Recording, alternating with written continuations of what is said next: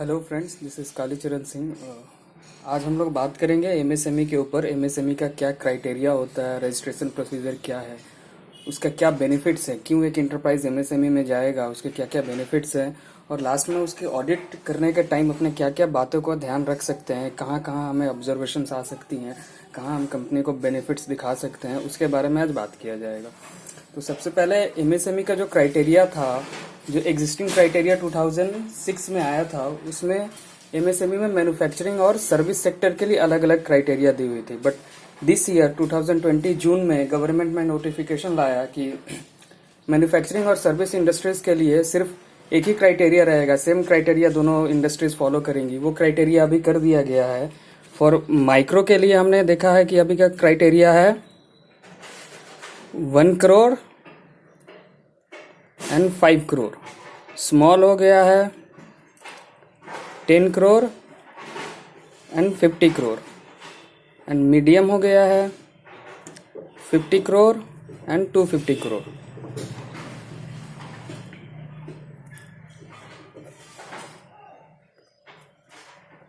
अब ये 1 करोड़ और 5 करोड़ क्या है? जैसे माइक्रो के लिए 1 करोड़ हमारा इन्वेस्टमेंट देखा जाएगा और 5 करोड़ टर्नओवर देखी जाएगी। स्मॉल के लिए क्या है? स्मॉल के लिए उसी का 10 टाइम्स आप कर देते हैं तो क्या हो जाता है, 10 करोड़ हमारा इन्वेस्टमेंट देखा जाएगा, 50 करोड़ टर्नओवर सेल्स देखी जाएगी। मीडियम के लिए क्या है? मीडियम के लिए स्मॉल का 5 टाइम्स मल्टीप्लाई आप कर सकते हैं, 50 करोड़ हमारा हो गया इन्वेस्टमेंट और 250 करोड़ टर्नओवर हो गया। अब इसमें हम इन्वेस्टमेंट कैसे कैलकुलेट करेंगे, टर्नओवर कैसे कैलकुलेट करेंगे? अब इन्वेस्टमेंट कैलकुलेट करने के लिए आपको क्या क्या चीज़ें लेनी है? Investment means plant and machinery और इक्विपमेंट। प्लांट मशीनरी का डेफिनेशन सेम डेफिनेशन यूज होगा इन्वेस्टमेंट के लिए। प्लांट मशीनरी डेफिनेशन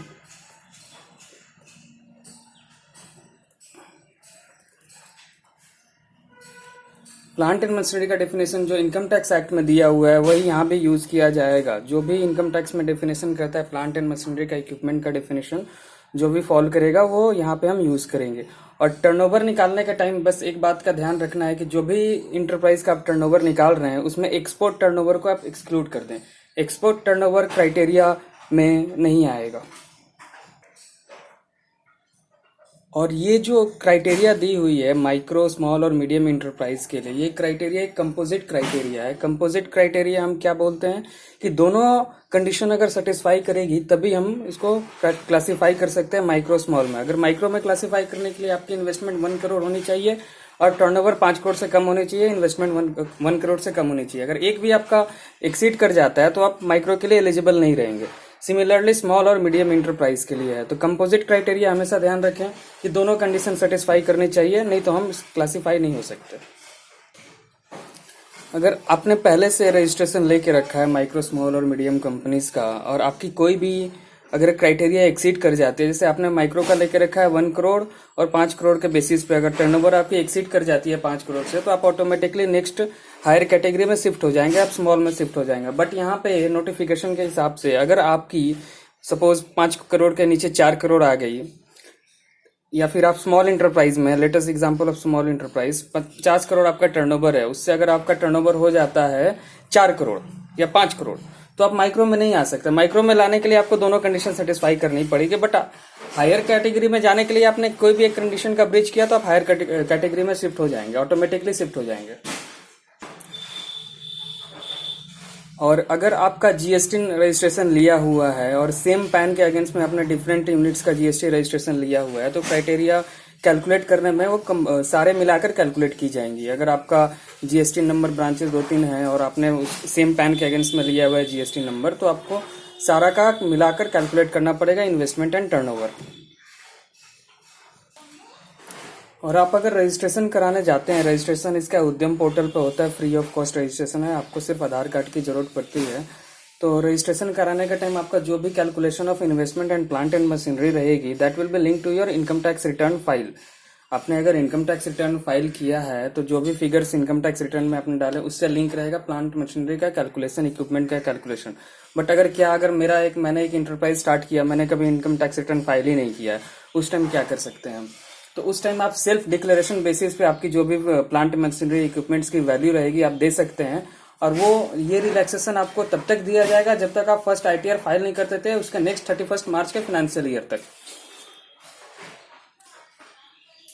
तो ध्यान रखें, अगर आपने नया बिजनेस स्टार्ट किया है और आपको MSME का रजिस्ट्रेशन लेना है तो उद्यम पोर्टल से आप रजिस्ट्रेशन करवा सकते हैं। फ्री ऑफ कॉस्ट रजिस्ट्रेशन होता है और आपको प्लांट एंड मशीनरी की वैल्यू प्रॉपरली कैलकुलेट करनी पड़ेगी। और अगर आपने नया इंटरप्राइज स्टार्ट किया और कुछ second hand plant and machineries purchase की है तो second hand plant and machineries का वैल्यू भी आप इन्वेस्टमेंट में ले सकते हैं। बट उसमें जो भी आप मशीनरीज परचेज करते हैं उसका GST वैल्यू या टैक्सेशन पोर्शन नहीं लेते हैं और उसको सेकेंड हैंड बेसिस पे जो भी वैल्यू में आपने परचेज किया उसको आप इंक्लूड कर सकते हैं अगर आपने नया बिजनेस स्टार्ट किया, नया इंटरप्राइज स्टार्ट किया। ये जो नया क्राइटेरिया गवर्नमेंट में लाया था जून से, दैट इज एप्लीकेबल फ्रॉम जुलाई 2020 और जुलाई 2020 और जून 2020 रहते, उसके पहले जो भी MSME में रजिस्टर्ड थे उनको दोबारा रजिस्ट्रेशन कराना होगा जुलाई से and they shall be reclassified in accordance with the new criteria published in June 2020। और अगर आप ये आपको रिलैक्सेशन दिया गया, आप जो एग्जिस्टिंग इंटरप्राइज में रजिस्टर्ड थे MSME में, जो एग्जिस्टिंग इंटरप्राइज MSME में रजिस्टर्ड थे उनके लिए अभी क्या रिलैक्सेशन दिया गया है कि 31 डे ऑफ मार्च 2020 तक आप पुराने में कंटिन्यू रह सकते हैं, तब तक आपको नया रजिस्ट्रेशन करवा लेना पड़ेगा। अब हम बात करते हैं बेनिफिट्स क्या क्या है एक MSME में। अगर एक इंटरप्राइज MSME में रजिस्टर करवा लिया है तो उसको क्या क्या बेनिफिट्स मिल सकते हैं। सबसे पहले जो बेनिफिट्स मिलती है वो है लो रेट ऑफ इंटरेस्ट। जो आप माइक्रो स्मॉल और मीडियम इंटरप्राइज में रजिस्टर किए हुए हैं तो आपको जो इंटरेस्ट बैंक देगी वो काफ़ी लो रेट पे रहती है। माइक्रो की सबसे ज़्यादा लो रेट पे रहती है, स्मॉल की उससे थोड़ी ज़्यादा पेमेंट करनी पड़ती है और मीडियम की हाई इंटरेस्ट ऑफ रेट रहती है। बट नॉर्मल अगर आप बैंक से लोन लेने जाएंगे तो उससे कम इंटरेस्ट रेट मिलता है। दूसरा बेनिफिट क्या आ सकता है कि आपने देखा होगा कि बहुत सारे कंपनीज में अगर आप कभी ऑडिट किए होंगे तो अर्ली पेमेंट होता है MSME वेंडर्स को। MSME वेंडर्स अगर किसी कंपनी के संग बिजनेस करते हैं तो कंपनी को उसे पेमेंट कर देना पड़ता है with in 45 days. That is the criteria for compliance. But इसके ऊपर मैं थोड़ी देर बाद डिटेल में बात करूंगा कि कैसे हम MSME पेमेंट्स देख सकते हैं, वेंडर्स का कैसे उसको चेक कर सकते हैं। तो बेनिफिट्स की बात करें तो मोटा मोटे हिसाब है कि जो भी MSME वेंडर होगा उसको पेमेंट जल्दी मिल जाएगी कंपनी से और डायरेक्ट टैक्स एग्जम्पशन मिलता है कुछ कुछ केसेस में। अगर आप देखेंगे तो MSME रजिस्ट्रेशन करवाने को उन्हें DT में एग्जम्पशन दिया गया है। सिक्योरिटी डिपॉजिट का वेवर मिल जाता है। अगर आप किसी गवर्नमेंट टेंडर में कोट कर रहे हैं तो उसमें जो सिक्योरिटी डिपॉजिट सबमिट करनी पड़ती है वो अगर आप MSME वेंडर हैं तो उसके ऊपर आपको रिलैक्सेशन मिल जाता है कि आप सबमिट नहीं कर सकते हैं। कंसेशन ऑफ इलेक्ट्रिसिटी बिल्स मिलता है, मतलब अगर आपको जो नॉर्मल इंटरप्राइज देती है इलेक्ट्रिसिटी बिल जिस रेट पे, MSME को उससे थोड़ा कंसेशन मिल जाता है। वो डिपेंड करता है state to state. Industrial promotion subsidies में मिलती है। तो ये पहले हमने डिस्कस कर लिया कि हम MSME को कैसे क्लासिफाई करेंगे। MSME क्लासिफाई करने के बाद रजिस्ट्रेशन क्या, रजिस्ट्रेशन का प्रोसेस मैं एक दूसरे वीडियो में अपलोड। एक्चुअली मेरे घर के बाहर म्यूनसिपैलिटी का काम चल रहा है तो थोड़ा बैकग्राउंड नॉइज आ रहा है, इसलिए मैंने थोड़ी देर के लिए वीडियो पॉज किया था। तो हमने बात कर लिया MSME क्राइटेरिया के बारे में, रजिस्ट्रेशन के बारे में और उसका क्या क्या। रजिस्ट्रेशन के लिए मैं बोल रहा था, अगर इफ रिक्वायर्ड मैं दूसरे वीडियो में कंप्लीट रजिस्ट्रेशन प्रोसेस डाल दूंगा। और अभी हम बात करेंगे जो मेन जो टॉपिक होता है, अगर आप ऑडिट करने जा रहे हैं किसी कंपनीज की तो MSME में क्या आप ऑडिट प्रोसीजर अप्लाई कर सकते हैं, तो उसके ऊपर अभी हम बात करेंगे। सबसे इम्पोर्टेंट वही है कि for being a internal audit professional तो हम क्या क्या उसमें क्या देखें कि हमें कंपनी को बेनिफिट्स दे सकें, कंप्लायंस इशू क्या हो रहा है वो सब कैसे चेक करेंगे। अब हम बात करेंगे MSME ऑडिट हम कैसे करेंगे। अगर आप किसी कंपनी में ऑडिट करने जा रहे हैं वहाँ पे सबसे पहले आप क्या करिए कि MSME वेंडर का लिस्ट ले लीजिए। वो कंपनी कितने MSME वेंडर से डील करती है उनका लिस्ट ले लीजिए। बहुत बार कंपनीज क्या करती हैं कि कोई लिस्ट ऐसे सेपरेटली मेंटेन नहीं होता है, तो वहाँ पर आप मैनेजमेंट कंफर्मेशन ले सकते हैं कि वो कंपनी किसी भी MSME वेंडर के संग डीलिंग नहीं करती, या आप मेल कंफर्मेशन मैनेजमेंट रिप्रेजेंटेटिव से ले सकते हैं।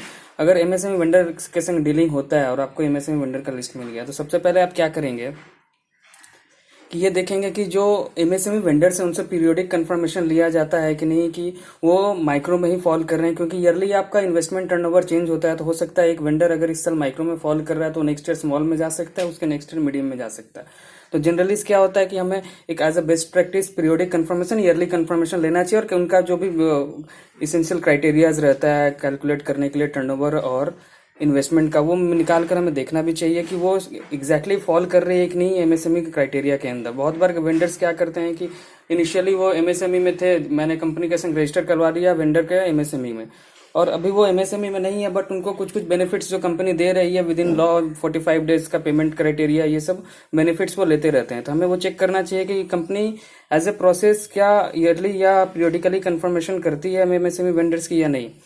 और किसी भी कंपनी में अगर कोई वेंडर रजिस्टर होता है उस टाइम जनरली एक वेंडर इन्फॉर्मेशन फॉर्म होता है जिसमें सारा इसेंशियल क्राइटेरियाज वेंडर को सबमिट करनी पड़ती है। तो उस टाइम में आप वेंडर इन्फॉर्मेशन फॉर्म कुछ वेंडर्स का सैंपल बेसिस पे आप चेक कर सकते हैं कि उसमें जो भी इसेंशियल क्राइटेरियाज वेंडर्स ने दिया है वो करेक्ट है कि नहीं। सपोज उसमें अगर एमएसएमई का कुछ इन्फॉर्मेशन देना था तो वेंडर ने नहीं दिया, उसके बाद वेंडर ने थ्रू मेल दिया है, तो कंपनी ने कब से एमएसएमई का कंप्लायंस इफेक्टिव शुरू किया है। हो सकता है वेंडर ने फर्स्ट डे ही दे दिया, बट कंपनी बाय डिफॉल्ट करती जा रही है एमएसएमई कंप्लायंसेस में, तो वो आप वेंडर इन्फॉर्मेशन फॉर्म चेक कर सकते हैं। पेमेंट साइकिल कैसे चेक करेंगे, जनरली पेमेंट आप देखेंगे एमएसएमई 01 एक रिटर्न होती है जो नॉन कंप्लायंस के ऊपर होती है। अगर एमएसएमई के संग कोई एक कंपनी कोई भी सर्विसेज या गुड्स लेती है तो वो एमएसएमई के संग अगर कोई भी गुड्स या सर्विसेज परचेस करती है तो उसे विद इन 45 डेज पेमेंट करना पड़ेगा। ये एक नोटिफिकेशन गवर्नमेंट में लाई थी 2019 फरवरी के महीने में। अगर 45 डेज में आप पेमेंट नहीं करते हैं तो आपको इंटरेस्ट देना पड़ेगा, और आपका अनपेड ड्यू है तो आपको क्या करना होगा, एमएसएमई 01 में डिस्क्लोजर देना पड़ेगा। एमएसएमई 01 में डिस्क्लोजर कब देते हैं हम लोग, मान लीजिए मैं अगर कोई सामान परचेस कर रहा हूँ, मैं एक कंपनी हूँ, मैं किसी एमएसएमई वेंडर से कुछ परचेस कर रहा हूँ और वो एमएसएमई वेंडर माइक्रो या स्मॉल है, तब ये एमएसएमई 01 का क्राइटेरिया एप्लीकेबल होता है। नोटिफिकेशन में मीडियम इंटरप्राइज के बारे में नहीं बताया गया है, तो माइक्रो और स्मॉल है तो मैंने 45 डेज तक पेमेंट नहीं किया तो मुझे एमएसएमई 01 रिटर्न सबमिट करनी पड़ेगी जो हाफ ईयरली होती है। हाफ ईयरली होती है 31 अक्टूबर तक, अप्रैल टू सितंबर महीने का मुझे देना पड़ता है, और मार्च का मुझे 30 अप्रैल तक सबमिट करना पड़ता है। एक बात का ध्यान रखें, एमएसएमई 01 रिटर्न तब भी सबमिट होगी जब मैंने डिफॉल्ट किया, 45 डेज हो गए हैं, वेंडर को मैंने पेमेंट नहीं किया है। अगर मान लीजिए मैंने वेंडर को पेमेंट कर दिया है 45 डेज के बाद भी तो अमाउंट आउटस्टैंडिंग नहीं रह रहा है, तो उस केस में हमें नील रिटर्न फाइल करने की कोई जरूरत नहीं है, सिर्फ ये डिफॉल्ट के केस में ही फाइल होगा। और इसमें हमें बताना है कि हमने एमएसएमई वेंडर को क्यों, कितना अमाउंट हमारा डिले नॉन पेमेंट है और हमने क्यों नॉन पेमेंट किया, रीजन आपको बताना पड़ता है। और ये रिटर्न आप किसी प्रोफेशनल से फाइल कराने की जरूरत नहीं है, किसी सीएस का डिजिटल सिग्नेचर रिक्वायर्ड नहीं होता है। ये कंपनी में सीएफओ, सीईओ, सेक्रेटरी, मैनेजर कोई भी अपने डिजिटल सिग्नेचर से फाइल कर सकते हैं। और ये जो 45 डेज का क्राइटेरिया फॉलो होता है उसमें भी एक जो अर्लियर नोटिफिकेशन लाई थी गवर्नमेंट में, जो इनिशियली एमएसएमई का नोटिफिकेशन आया था, उसमें है कि अगर from the date of supply, date of creation of supply, from the date of acceptance और डीम्ड एक्सेप्टेंस, तो एक्सेप्टेंस और डीम्ड एक्सेप्टेंस जनरली कंपनीज मानती है जब उन्होंने लाइबिलिटी क्रिएट कर ली। अगर कोई भी मटेरियल परचेज हुई है वो अगर रिजेक्शन प्रोसेस में है, उस पर डिस्प्यूट चल रहा है, तो वो डीम्ड एक्सेप्टेंस में नहीं आता है। तो आपको 45 डेज देखना है from the date of creation of liability, that is acceptance और डीम्ड एक्सेप्टेंस। हो सकता है मैंने माल परचेस कर लिया बट वो कोई भी कारण से उसमें इशू चल रहा है, क्वालिटी इशू चल रहा है, रिजेक्शन इशू चल रहा है, कुछ भी चल रहा है, तो मैंने उसकी लाइबिलिटी एक्सेप्ट की 5 महीने बाद, तो आपका जो 45 डेज का क्राइटेरिया होगा 5 महीने बाद से ही आप देखेंगे। और मैंने अगर बीइंग ए कंपनी, मैंने अगर किसी एमएसएमई वेंडर को 45 डेज से ज्यादा में पेमेंट किया है तो मुझे क्या क्या कंप्लायंस है। एमएसएमई 01 तो नॉन कंप्लायंस, नॉन पेमेंट के ऊपर आ गया, बट वेंडर को क्या बेनिफिट मिलता है, वेंडर को आप कंपनी एज ए कंपनी आपको इंटरेस्ट पे करना पड़ता है, जो इंटरेस्ट रेट नोटिफाइड होता है आरबीआई से, उसका 3rd टाइम इंटरेस्ट आपको पेमेंट करना पड़ता है। और ये जो 45 डेज है ना, ये भी एक कैच है यहाँ पे। 45 डेज तो लॉ में दिया हुआ है, बट एक और चीज लिखी हुई है, अगर आपने किसी वेंडर, एमएसएमई वेंडर के संग अग्रीड अग्रीमेंट किया है, अग्रीड अग्रीमेंट मतलब आपका कोई पीओ टर्म्स है, पीओ में आपने लिख के रखा है कि 30 डेज, या कोई भी एग्रीमेंट में आपने लिख के रखा है 20 डेज, तो आपको जो इंटरेस्ट क्राइटेरिया होगा वो 20 डेज से अट्रैक्टिव हो जाएगा, 45 डेज से नहीं होगा। तो अगर ये ध्यान रखिए, अगर कोई कंपनी किसी वेंडर के संग डीलिंग करती है तो बाय डिफॉल्ट अगर आप परचेस डॉक्यूमेंट में या फिर जो भी एग्रीमेंट आप बनाते हैं उसमें 45 डेज लिख दें तो आपका वो क्राइटेरिया फुलफिल हो जाएगा कि 45 डेज के संग पेमेंट करना है। अदरवाइज क्या है, 30 डेज टू हमें इंटरेस्ट फिर देना पड़ेगा। बट नॉन कंप्लायंस के लिए, एमएसएमई 01 के लिए 45 डेज का क्राइटेरिया दिया गया है। तो पेमेंट साइकिल आप देख सकते हैं। पेमेंट साइकिल में क्या देखेंगे, जैसे मैंने बताया कि किसी वेंडर से अगर कोई कंपनी परचेस कर रही है तो उसको एज पीओ टर्म्स और 45 days which ever is earlier. PO term में आप 45 डेज के बियॉन्ड पेमेंट टर्म नहीं डाल सकते, डालेंगे भी तो आपका इंटरेस्ट एप्लीकेबल हो जाएगा। तो वो आप चेक कर सकते हैं कि हमने इंटरेस्ट का सही बुकिंग किया है कि नहीं, इंटरेस्ट वेंडर्स को पेमेंट किया है कि नहीं, कंपनी की पेमेंट साइकिल क्या है। जनरली अगर कोई आप लिस्टेड कंपनी को ऑडिट करें तो उसमें जो भी सॉफ्टवेयर यूज होता है उसमें ऑटो पेमेंट रन हो जाता है, पेमेंट साइकिल डिफाइंड रहता है 30 डेज 15 डेज। तो बट एमएसएमई के लिए आपको मैनुअल मॉनिटरिंग करना पड़ेगा, या फिर एमएसएमई के अंदर आपको जो भी आपका सिस्टम है उसमें एक स्पेशल प्रोविजन लगाना होगा कि इनका पेमेंट साइकिल हम डिफरेंट रखेंगे फ्रॉम दी अदर वेंडर्स। क्योंकि अगर आप अदर वेंडर्स की तरह ट्रीट करते हैं तो फिर यही हो जाएगा कि उसका आप पेमेंट करने में डिफॉल्ट देखा जा सकता है।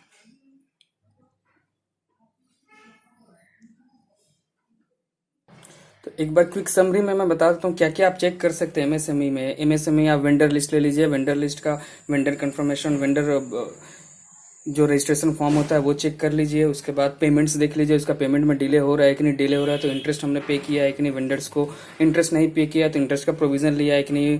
क्वार्टर एंड ईयर एंड पे प्रोविजन की भी लाइबिलिटी क्रिएट करनी चाहिए जो भी इंटरेस्ट होता है, क्योंकि that will impact our financial. उसके बाद हम देख लेते हैं अगर हमने 45 डेज के ऊपर पेमेंट ही नहीं किया है तो क्या करना होगा। एमएसएमई 01 फाइल की है कि नहीं कंपनी, एमएसएमई 01 में प्रॉपर डिस्क्लोजर दिया हुआ है कि नहीं, अमाउंट आउटस्टैंडिंग और मेरा reason to be why company did not pay the amount, ये सब आप चेक कर सकते हैं। एमएसएमई में कुछ डिले हो रहा है रिटर्न फाइल करने में कि नहीं, वो सब आप चेक कर सकते हैं। पेमेंट साइकिल चेक कर सकते हैं।